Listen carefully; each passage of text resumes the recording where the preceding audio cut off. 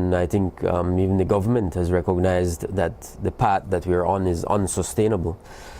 And that is one of the reasons the government is engaged in this renegotiation exercise as it relates to the public debt of the country.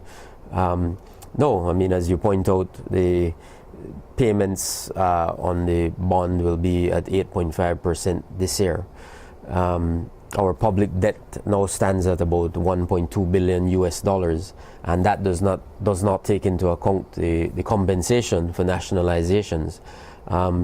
So public debt is a very serious and real problem and real challenge. The question is, how do you go about dealing with that debt? Renegotiating is obviously one approach, and we believe that there can be success with the renegotiations. As I have pointed out publicly, I believe a quite achievable goal is to get a decrease in the coupon rate to 5% and an extension in the maturity period from 2029 to perhaps 2040.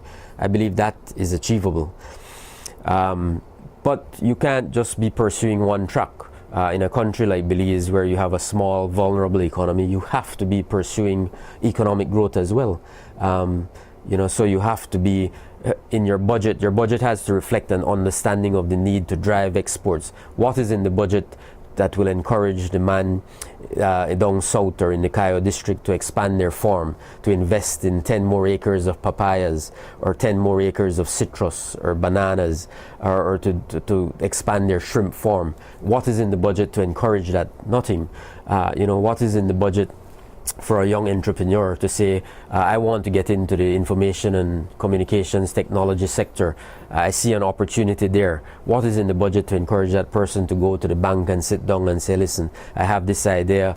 I want to see how it can be financed. I think that is what is missing, regrettably, from the budget. This sense of purpose, this sense of direction, this sense of urgency to deal with the critical challenge of economic growth and development.